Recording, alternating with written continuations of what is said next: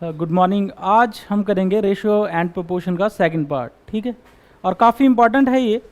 तो रेशियो के सेकंड जो पार्ट है इसमें अगर हम बात करें तो यहाँ पे रेशियोज आपको दी होंगी।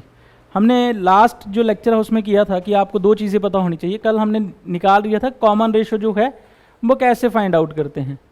आज हमने देखना है कई बार रेशियोज तो दी होती हैं बट वो मैनेज्ड वे में नहीं दी होती हैं, तो उनको मैनेज कैसे किया जाएगा तो ये हम देखेंगे। जैसे फॉर एग्जांपल आपके पास जो रेशियो हैं वो दी गई हैं। ए रेशियो बी दी गई है 2:3 एंड बी रेशियो सी जो है वो दी गई है आपके पास 4:3, ठीक है।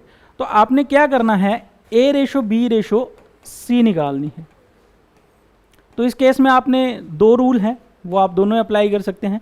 आपने पहले 2/3 लिख दिया और फिर 4/3 लिख दिया। इसके बाद आपने अप्लाई करना है जेड रूल। जेड ऐसे बनता है और इस तरफ से जाएंगे, एरो का बहुत ध्यान रखना है। तो क्या है कि ए रेशो बी रेशो सी, तो सबसे पहले दो नंबर चूज करने हैं। पहली लाइन में है 2 × 4 तो दैट इज योर 8। उसके बाद 4 × 3 that is your 12, 3 × 3 that is your 9। तो आपके पास जो रेशो आ गई है वो आ गई है 8:12:9। अगर इसमें कुछ कॉमन होता है तीनों में तो आउट कर सकते हैं बाहर, पर इसमें कोई भी चीज़ जो है वो कॉमन नहीं है तीनों में, तो हम एज इट इज़ रहने देंगे। तो ए रेशो बी रेशो सी जो है आपको पता लग गया कितनी आ गई 8:12:9।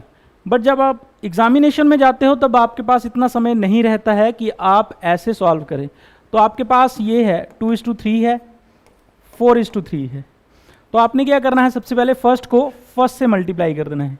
इसका फर्स्ट डिजिट इसके फर्स्ट डिजिट से, तो फर्स्ट को फर्स्ट से मल्टीप्लाई किया तो 2 × 4 दैट इज योर 8। उसके बाद क्या करना है, आपने सेकंड को फर्स्ट से मल्टीप्लाई कर देना है, मतलब 3:4 दैट इज योर 12। फिर सेकंड को सेकंड से मल्टीप्लाई कर देना है। तो यहाँ पे क्या किया, फर्स्ट को फर्स्ट से मल्टीप्लाई, यहाँ पे सेकंड को फर्स्ट से मल्टीप्लाई और लास्ट में सेकंड को सेकंड से मल्टीप्लाई। तो आपके पास क्या आएगा 3 × 3 दैट इज योर 9। क्योंकि जब एग्जाम में बैठे होंगे ऐसे रेशियोज दी होंगी, डायरेक्टली आप ABC लिख सकते हैं रेशियोज में, ठीक है जी। अब मैं एक आधा क्वेश्चन और देता हूं आपको, आपने सॉल्व करना है। A ratio B that is your 3:4 and B ratio C that is your 3:5।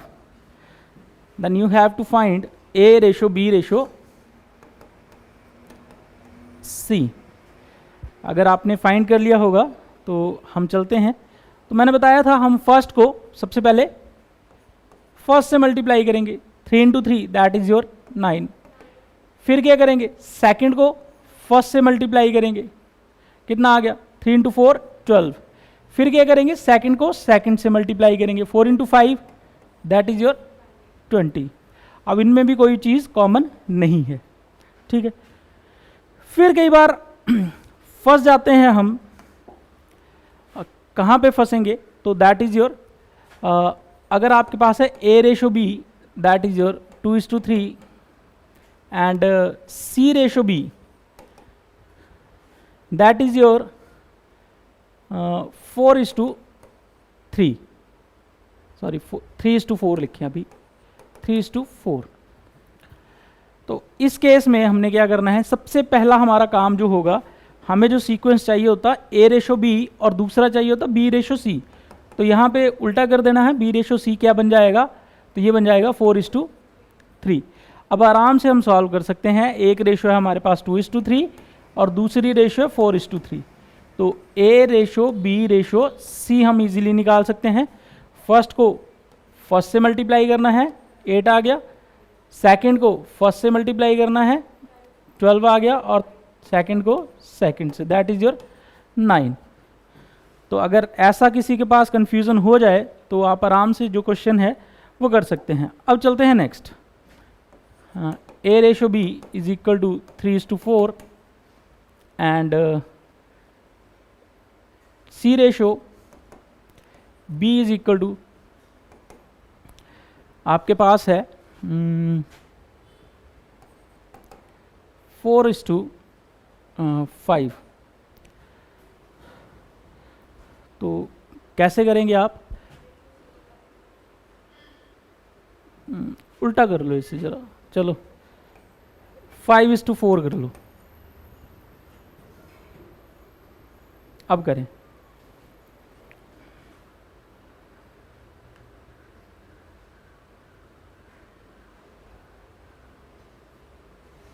ठीक है। तो इसे तो सॉल्व करने की ज़रूरत भी नहीं, क्योंकि ए रेशो बी क्या है 3:4 और बी रेशो सी है कितना है 4:5। जब भी बी की वैल्यू जो सेंट्रल वैल्यू सेम होगी तब हमने रेशो सॉल्व नहीं करने, तो एज इट इज़ लिख देना है 3:4:5। अगर आप सॉल्व भी करेंगे तो यही रेशो आएगी। अगर हम सॉल्व करके देख लेते हैं तो फर्स्ट को फर्स्ट से multiply 3 × 4 that is your 12, second को सेकंड को फर्स्ट से मल्टीप्लाई दैट इज़ योर 16 और सेकंड को सेकंड से मल्टीप्लाई दैट इज़ योर 20।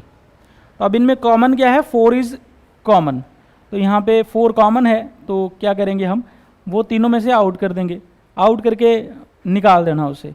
तो 4 यहाँ से कॉमन लिए तो 3, 4 यहाँ से कॉमन लिए तो 4, 4 यहाँ से कॉमन लिए तो 5, 3:4:5। तो सिंपल सा फंडा है आपके पास कि जब भी आपके पास सेंट्रल वैल्यू जो है वो कॉमन होगी, सेम होगी मतलब कि, तो आपने डायरेक्टली जो रेशोज़ हैं वो लिख देनी है। ए की जगह ए की रेशो, बी की जगह बी की और सी की जगह सी की, जैसा हमने यहाँ पे किया।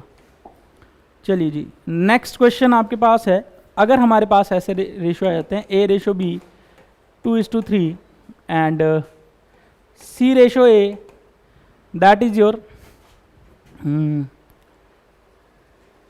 चलो 4:1, then find the ratio of A ratio B ratio C. ठीक है, निकालें जरा।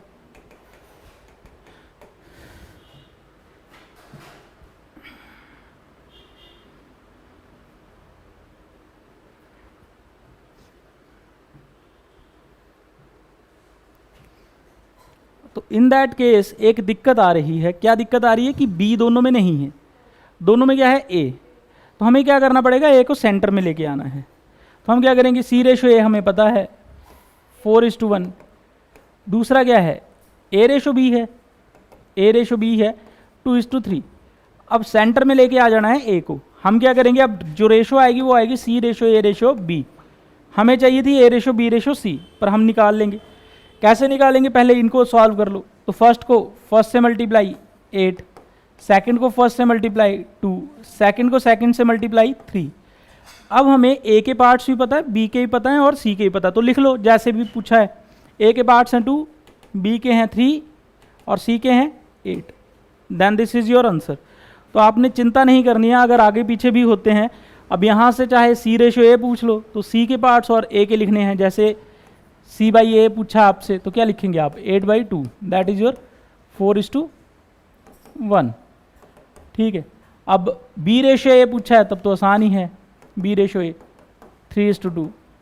तो आपने चिंता नहीं करनी है, कोई भी फॉर्मेट जब भी आपने, जैसे मैंने यहाँ पे किया, सी रेशो ए रेशो बी निकाल लिए, उसके बाद जिस अकॉर्डिंग पूछा है वैसे आप लिख सकते हैं। ठीक है, तो ये थे आपके रेशोज़ के 3 डिजिट्स के जो रेशोज़ होते हैं वो आराम से आप सॉल्व कर सकते हैं। ठीक है, अब आती है दिक्कत जब हमें 4 डिजिट्स के रेशो जो हैं वो पूछे जाते हैं। जैसे कि आपको मान लो ए रेशो बी दिया है 2:3 और बी रेशो सी दिया है ये भी 2:3, सी रेशो ए दिया है ये भी, सॉरी सी रेशो डी दिया है ये भी 2:3। ठीक है, हमने क्या करना है, A ratio B ratio C ratio D निकालना है। तो हमने क्या करना है, जो भी इनके पार्ट्स हैं वो एज इट इज़ लिख लेने हैं। 2/3, दूसरा है 2/3, अच्छा तीनों 2/3 हैं। तो सबसे पहले ए के पार्ट्स लिखने के लिए मैं 2-3 बार लिख देता हूँ इन्हें समझाने के लिए, बाद में ज़रूरत नहीं पड़ेगी। तीसरी बार ये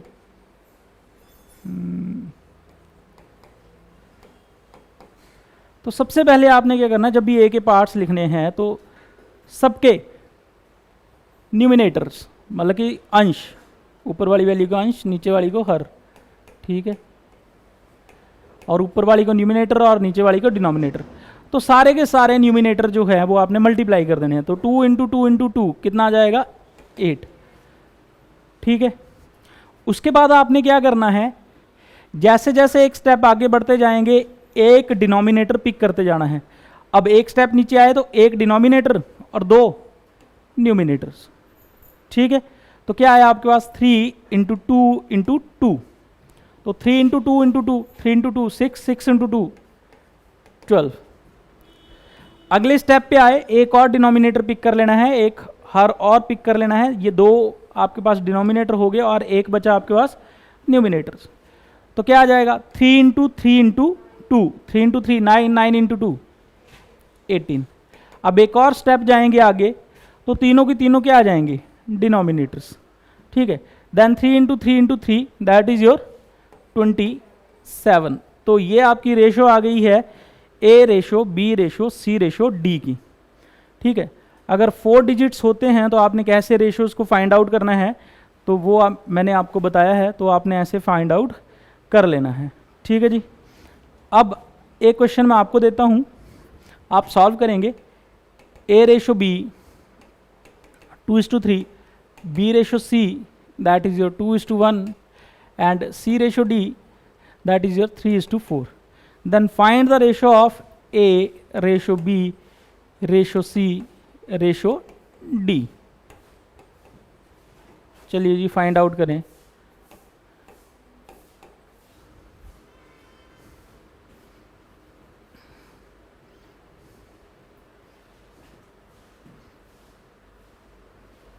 हो गए सॉल्व। तो सबसे पहले तो आपने तीनों की तीनों न्यूमिनेटर्स मल्टीप्लाई करने, 2 इंटू 2 4 इंटू 3 12। उसके बाद एक डिनोमिनेटर 3 इंटू 2 6, 6 इंटू 3 18। उसके बाद 2 डिनोमिनेटर्स, तो 3 इंटू 1 3 इंटू 3 9।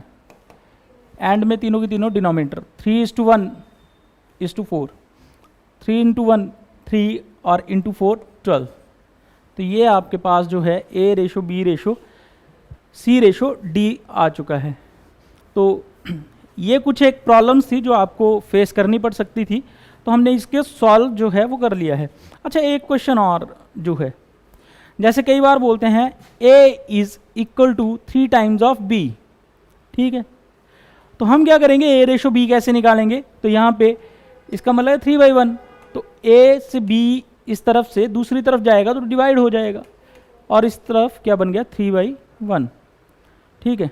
जैसे कई बार दे दिया 3a is equal to 2b is equal to 4c। हाँ जी, find the ratios of A ratio B ratio C.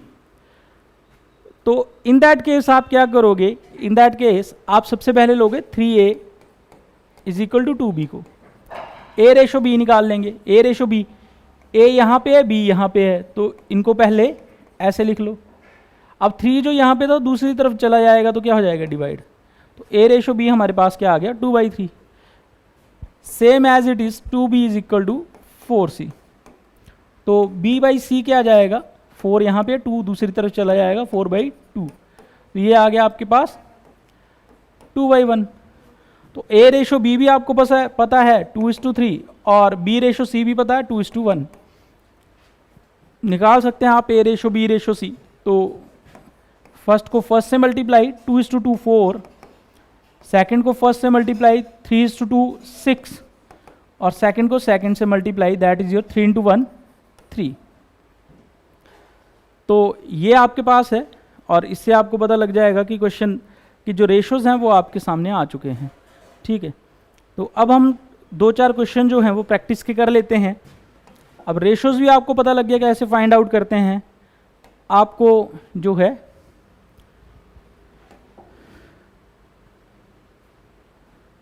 Common ratio ही पता है, ठीक है। तो यहाँ पे हमारे पास ये स्क्रीन के ऊपर क्वेश्चन है, तो इसे सॉल्व करेंगे। ए रेशो बी दिया हुआ है, बी रेशो सी दिया हुआ है, सॉल्व करना है। तो सबसे पहले फर्स्ट पार्ट को फर्स्ट से मल्टीप्लाई, तो 12 into 3 that is your 36। Second को फर्स्ट से multiply 12 into 4 that is your 48। फिर आपका यहाँ पे multiply 13 into 4 that is your 52। अब यहाँ पे देखें तो 4 जो हैं वो कॉमन है, सबसे पहले 4 को हटा दें तो ये हमारे पास रेशोज जो हैं वो पहुँच जाते हैं 9:12:13। अब यहाँ पे जो रेशो पूछे गए हैं ए रेशो सी के, ए रेशो सी, तो 9:12 13। तो आपके पास जो आंसर रहेगा ए रेशो सी का, that is your option number B. ठीक है जी। उसके बाद है आपके पास सेम एज इट इज, ये क्वेश्चन है, इसे सॉल्व करेंगे।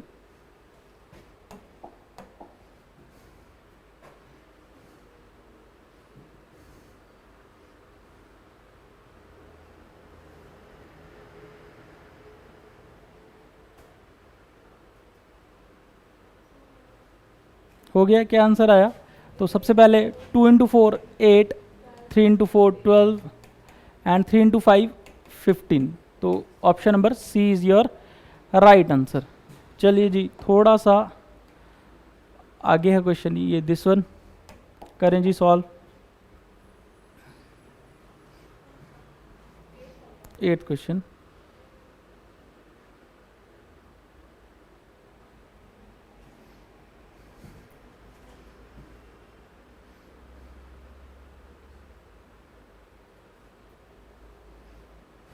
times of A is equal to 3 times of B is equal to 4 times of C। तो यहाँ पे क्या करेंगे, 2A is equal to 3B, तो A upon B is equal to 3/3:2। ठीक है। अगर किया जाए 3B is equal to 4C, B upon C is equal to 4:3, तो हम फर्स्ट को फर्स्ट से मल्टीप्लाई करेंगे 12 आ जाएगा, सेकंड को फर्स्ट से मल्टीप्लाई करेंगे 8 आ जाएगा, सेकंड को सेकंड से मल्टीप्लाई करेंगे 6 आ जाएगा। अब यहाँ पे अगर हम देखें तो कॉमन जो है वो 2 है, 2 कॉमन है तो क्या आ जाएगा 6:4:3। तो option number D is the right answer. तो ये क्वेश्चन से प्रैक्टिस करें, कल हम नेक्स्ट फर्दर जो क्वेश्चंस हैं उनको लेके आएंगे।